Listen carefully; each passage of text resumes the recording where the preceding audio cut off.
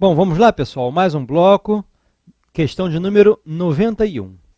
Olha só, essa prova, sexto exame de ordem, eu já tinha colocado algumas questões do sexto exame de ordem até o bloco passado, só que essa aqui, tá vendo, ó, Duque de Caxias, é uma cidade aqui do Rio de Janeiro, né? É porque teve um problema nesse exame de ordem lá, que faltou luz, e aí foi um problema danado, eles tiveram que fazer uma prova específica, diferente, só para essa turma, que fez uma prova acho que um mês depois, mais ou menos. Né? Só para o pessoal que estava fazendo prova lá naquela unidade, tá bom? Naquele local. Então vamos ver como é que foi essa questão que nem todo o Brasil fez. Né? Olha lá.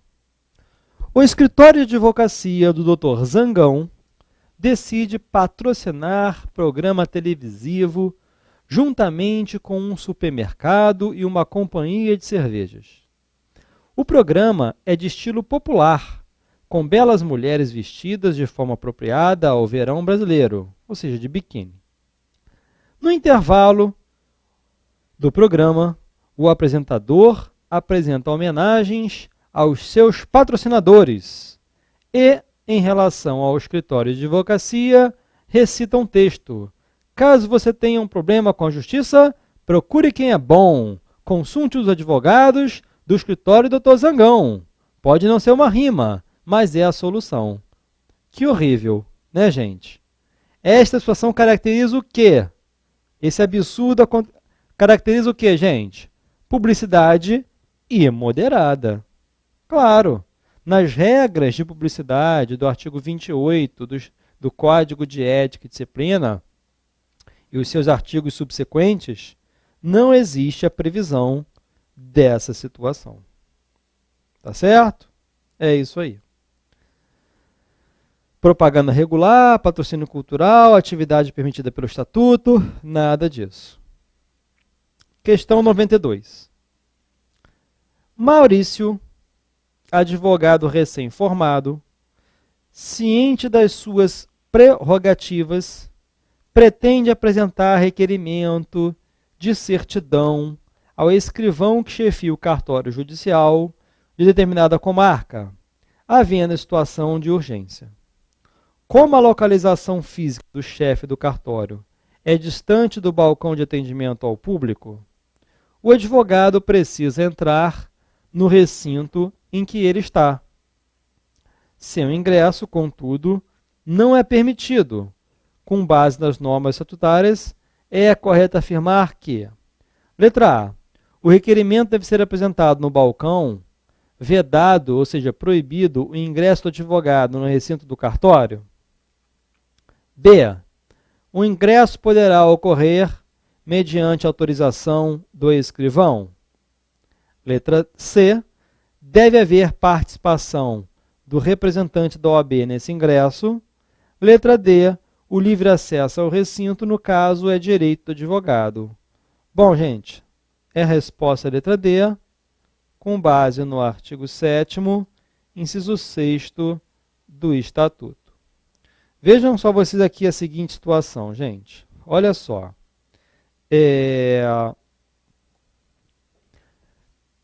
Embora na prática a gente não veja isso acontecendo, né? Eu sou da época, falei no bloco passado, né? Me formei há 17 anos. Pelo menos aqui no estado do Rio de Janeiro, o advogado ele ia direto ao escrivão, ou seja, entrava num cartório, tinham várias mesas, cada uma com escrevente, né, com serventuário da justiça, e cada serventuário ficava responsável por um processo, por alguns processos. Né? O que acontece é que em muitos estados, né, eles fizeram um sistema de banca única, em que o advogado ele chega no balcão e qualquer serventuário é responsável por qualquer dos processos. Né? E acaba que o advogado não tem na prática mais, em determinados locais, né, nas capitais principalmente, esse acesso ao recinto, ou seja, ficar circulando por dentro do cartório. Mas para fins de prova é letra de lei, é assim mesmo. Tá? Então, o livre acesso ao recinto, no caso, é direito do advogado. Essa é a resposta com base no artigo 7º, inciso 6º do Estatuto. Perfeito? Questão de número 93, também essa prova especial realizada lá em Duque de Caxias. A empresa Consumidor Limitada, composta por contadores, despachantes, arquitetos e engenheiros, divulga semanalmente sua agenda de defesa judicial dos direitos dos consumidores, não possuindo advogados nos seus quadros. Notificada pelo órgão seccional da OAB, alega que as atividades de consultoria jurídica não seriam privativas dos advogados. Diante desse quadro, à luz das normas estatutárias, é correto afirmar que é atividade privativa da advocacia. A postulação nos juizados especiais, a consultoria e assessoria jurídicas, a impetração de habeas corpus, a divulgação conjunta da advocacia com outras atividades. Então, o que é a atividade privativa da advocacia, gente? Resposta letra B, não é? Consultoria e assessoria jurídicas. Aliás, vamos dar uma dica sobre isso?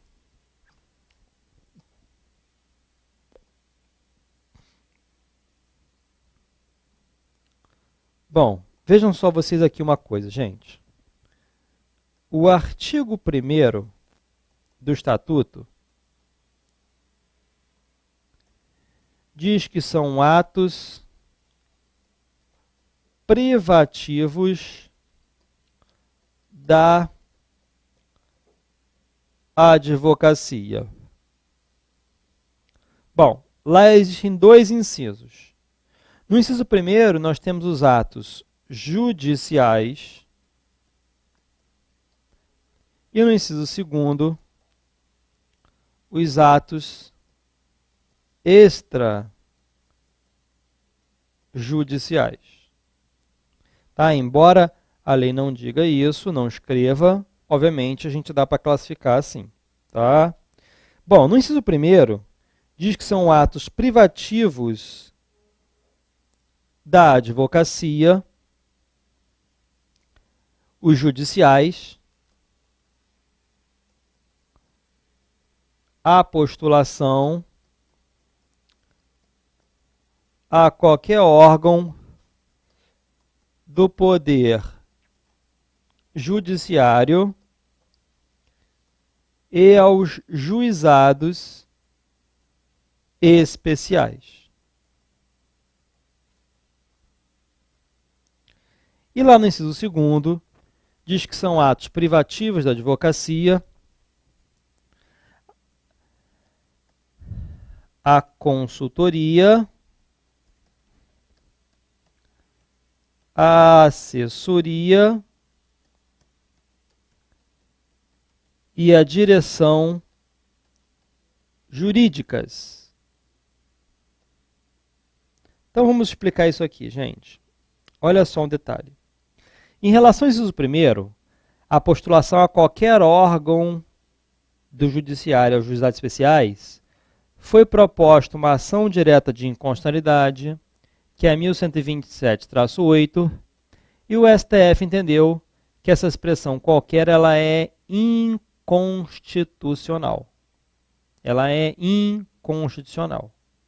Por quê, gente? Porque há casos em que a parte pode ir sozinha ao judiciário sem estar acompanhada por advogado.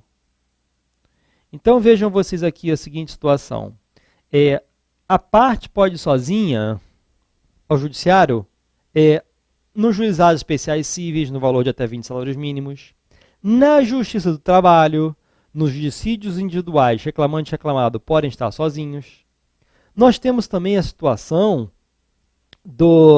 da impetração de habeas corpus, que pode ser feita por qualquer pessoa.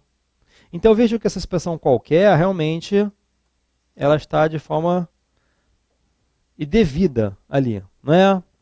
E extrajudicial, consultoria, assessoria e direção jurídicas, ou seja, a consultoria é quando o advogado responde a uma questão avulsa.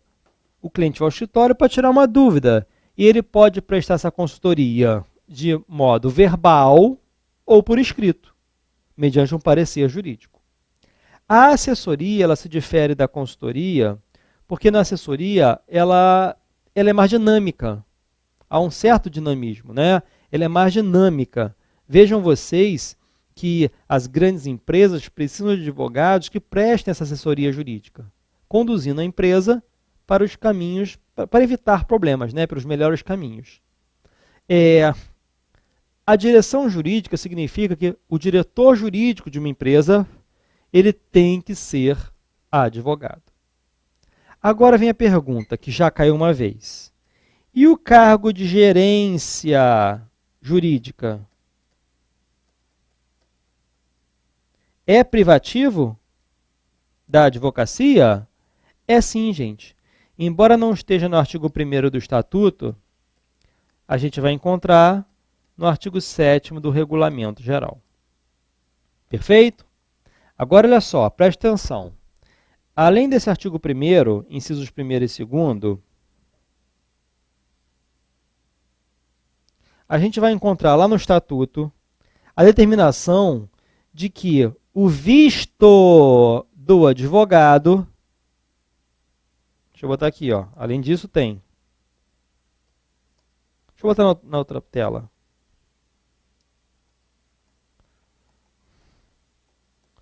O artigo 1º, parágrafo 2º do Estatuto, vai dizer que também é privativo da advocacia, gente, o visto nos atos e contratos constitutivos de pessoas jurídicas. Então, olha só, quando a empresa vai ser levada a registro, na junta comercial, no cartório de registro civil de pessoa jurídica, esse contrato social tem que estar assinado por advogado. E tem que ter o seu visto. Aquela rubrica que o advogado dá em cada uma das páginas de um contrato, que vão ser levadas a registro, significam que realmente o advogado ele analisou, mudou cláusulas que podiam dar problema. Aquilo não é para reserva de mercado de advogado não, tá, gente? É porque realmente entende-se que a participação do advogado nesses contratos diminui sobremodo os problemas futuros, não é? Só que essa necessidade, essa obrigação de ter o visto do advogado não se aplica nos termos da Lei Complementar 123 de 2006, lá no seu artigo 9º, parágrafo 2º, diz que não se aplica esta exigência do artigo 1º, parágrafo 2º do Estatuto, quando se tratar de microempresa e de empresa de pequeno porte. Aí não se aplica. Perfeito? Tranquilo? É isso aí.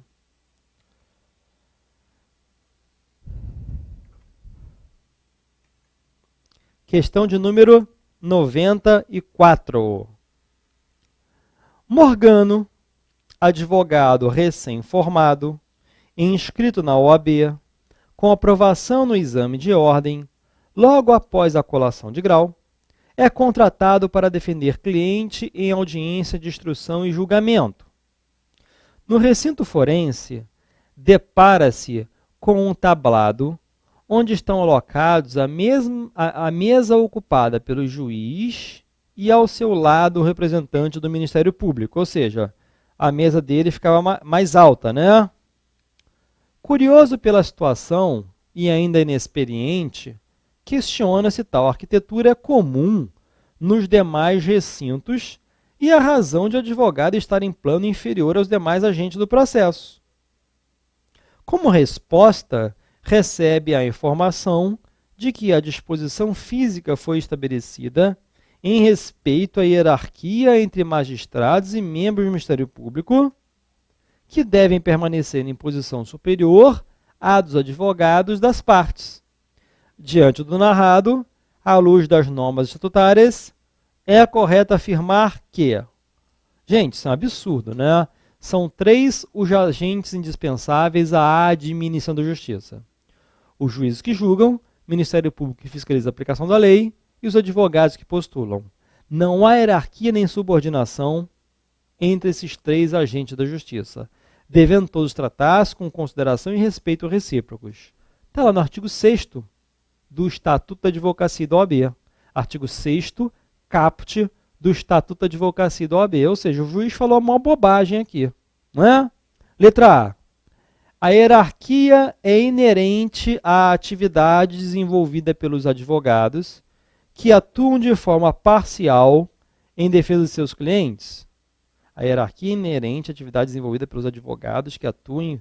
Não é isso não. Letra B. Como dirigente do processo, o magistrado subordina a atuação dos advogados como forma de disciplina da audiência? Também não. Letra C. Os membros do Ministério Público nos atos processuais são hierarquicamente superiores aos advogados? Também não.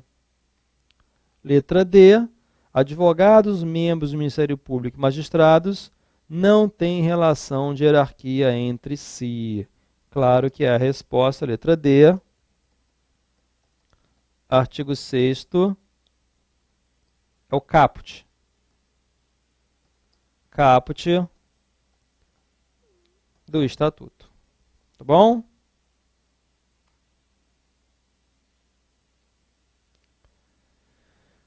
Questão de número 95, ainda essa prova especial de Duque de Caxias. Diz lá o seguinte. Terêncio é convocado a altas horas da noite para assistir cliente que se encontra recolhido preso em delegacia de polícia, tendo comparecido ao local para ter ciência das acusações existentes e contatar o seu cliente. Ao adentrar o recinto, encontra presentes 2 agentes policiais de plantão, estando os demais em diligências para o esclarecimento de crimes ocorridos durante o dia. Os agentes informam que somente poderia ocorrer o contato com o cliente quando o delegado retornasse de uma das diligências, o que estaria na iminência de ocorrer. No concernente ao tema, à luz das normas aplicáveis, é correto afirmar que... E aí, gente, será que isso procede? É assim mesmo que funciona? O advogado tem que aguardar? Não, né? Letra A. Deve o advogado aguardar pacientemente o retorno da autoridade policial ao recinto da delegacia? Claro que não. Letra B. O advogado pode contatar o seu cliente independentemente da presença do delegado. Claro, gente. É direito do advogado. Artigo 7º, inciso 6º, mas tem o anterior também, que é o 3º. 3º e 6º do Estatuto. Letra C.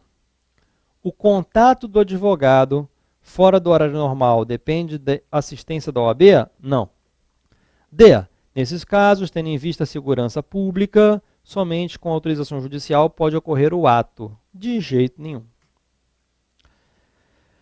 Questão de número 96, também a prova especial de Duque de Caxias. No concernente à sociedade de advogados, é correto afirmar, à luz do Estatuto e do Código de Ética e Disciplina da OAB, que... Letra A. Então, em relação à sociedade de advogados, pessoal, pode se organizar de forma mercantil com registro na junta comercial? Não, gente, olha só. As regras de sociedade de advogados estão lá nos artigos 15 ao 17 do Estatuto. Esses artigos que sofreram alteração em janeiro pela Lei 13.247 de 2016 e essas alterações, é claro, que já podem cair, né? Entraram em vigor em janeiro mesmo. E também artigos 37 ao 43 do Regulamento Geral. E olha só, esse artigo 37 foi alterado agora, em abril. No mesmo, foi publicada essa mudança no mesmo dia em que a OAB decidiu prorrogar a vigência do Código de Ética antigo até setembro, não é isso? Na verdade, no dia 1º de setembro, entra em vigor o novo Código de Ética. É por isso que o novo Código de Ética não vai cair na sua prova, porque ele só vai entrar em vigor em setembro, então só vai cair no 21º exame. Não é isso? Muito bem. Aí, nessa mesma publicação, alteraram o artigo 37.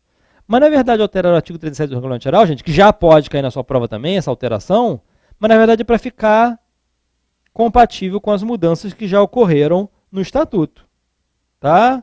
Então, preste aqui atenção. Numa sociedade de advogados, só pode ter como sócios advogados. Esse escritório só pode fazer advocacia. E para que essa sociedade de advogados adquira personalidade jurídica, tem que fazer o registro dos seus atos constitutivos, no Conselho Seccional da OAB. Não pode ser feito registro em junta comercial, nem em cartório de registro civil de pessoas jurídicas, que é o cartório de RCPJ. Tá? Então, a letra A está errada. Letra B. A sociedade de advogados está vinculada às regras de ética e disciplina dos advogados? Claro que está, gente.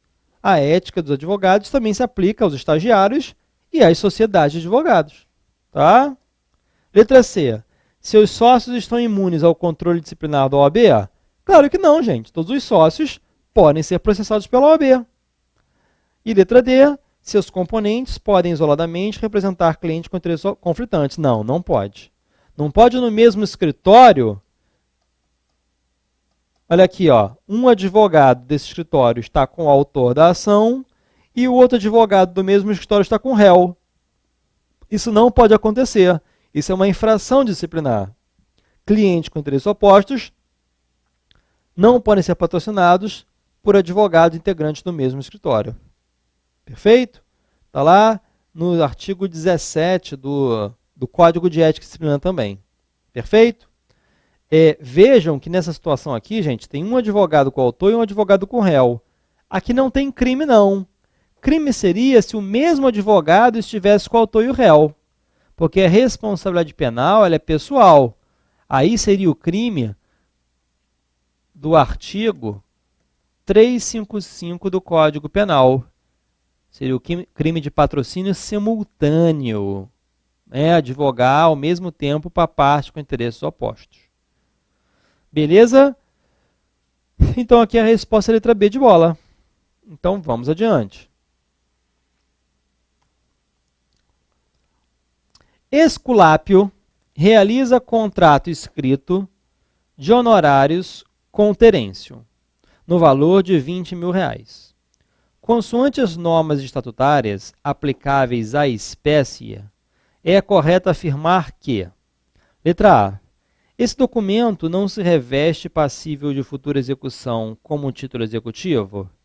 Vamos ver, gente. Esculápio realiza o contrato escrito nos termos do artigo 24 do Estatuto da Advocacia da OAB. O contrato por escrito, gente, tem força de título executivo.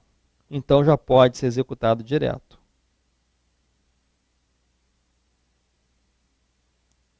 Depois, letra B. A ausência de pagamento do valor pactuado leva ao arbitramento judicial dos honorários? A ausência do pagamento do valor pactuado leva ao arbitramento? Está em dúvida, pula. Já vou explicar isso já. C. O contrato escrito é título executivo, podendo o advogado ingressar com a ação de execução dos seus honorários. Sim, é isso daqui. Por que a letra B está errada, então?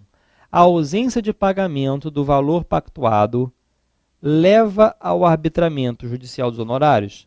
Gente, só vai ter arbitramento judicial, são os honorários também chamados de arbitrados.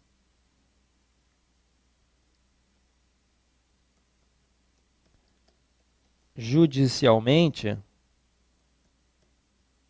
quando não tiver pacto nenhum. Não são três os tipos de honorários que nós vimos? São os honorários pactuados, ou também chamados de convencionados. Nós temos os honorários arbitrados judicialmente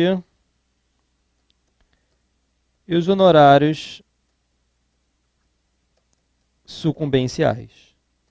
Só serão feitos arbitrados judicialmente quando não tiver esse acordo, esse pacto, essa convenção. Perfeito? Então, por isso que a letra B está errada. A resposta já vimos já aqui é a letra C.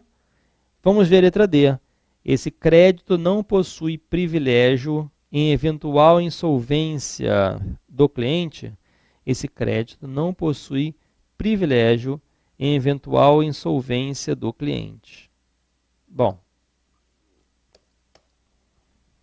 já vimos qual é a resposta correta. É isso?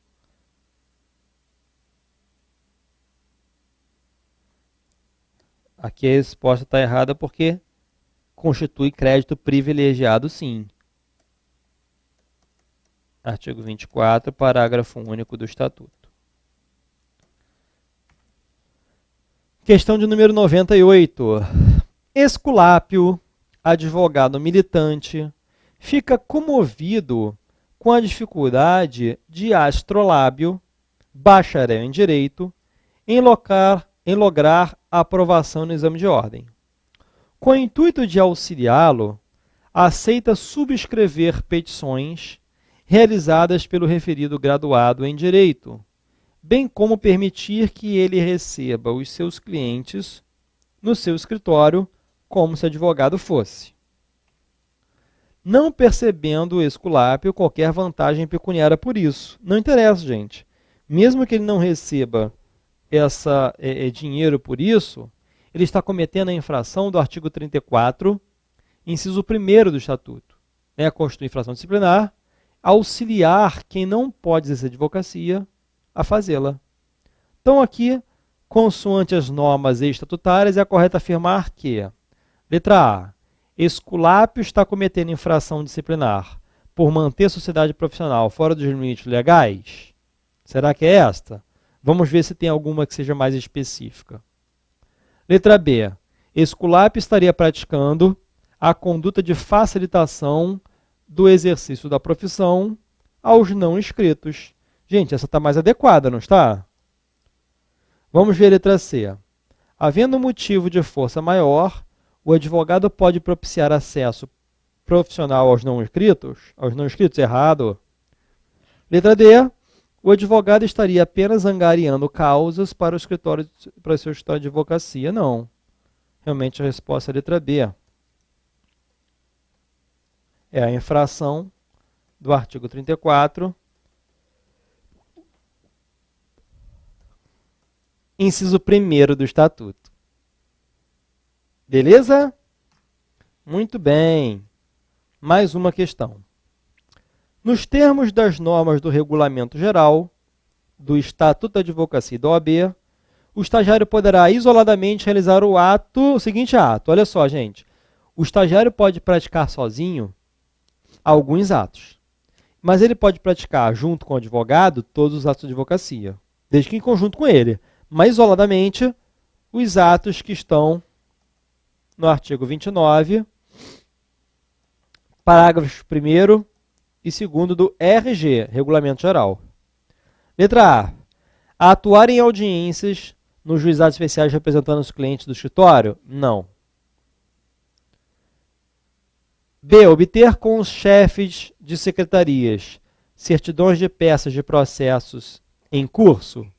Sim. Obter certidão é uma das situações previstas lá no artigo 29 do Regulamento Geral. Letra C. Sustentar oralmente os recursos nos tribunais quando cabível defesa oral? Sozinho não, gente. Letra D. Assinar petições iniciais ou contestações quando incluído no instrumento do mandato. Sozinho ele não pode fazer isso, não. Tá? Quais seriam esses atos que o estagiário pode fazer sozinho, gente? Obter certidão de processos, sobre andamento do processo, retirar e devolver auto de cartório, assinando o respectivo livro carga. Ele pode sozinho assinar petição disjuntada de qualquer documento, não é só de subestabelecimento não, viu? De qualquer documento, por mais importante que seja. Na teoria, sim. Na prática, não tem deixado mais. Existem atos normativos dos tribunais que estão proibindo isso. Mas para sua prova, eu já falei, vale o mundo edital. Se no edital diz que cai Estatuto, Regulamento Geral e Código de Ética, marque o que está escrito lá. E o último qual é? Para praticar atos extrajudiciais, desde que com a autorização do advogado para qual ele trabalha. Perfeito? É isso aí. Então vamos fechando esse nosso segundo bloco aqui. Voltamos com a questão de número 100 no próximo bloco.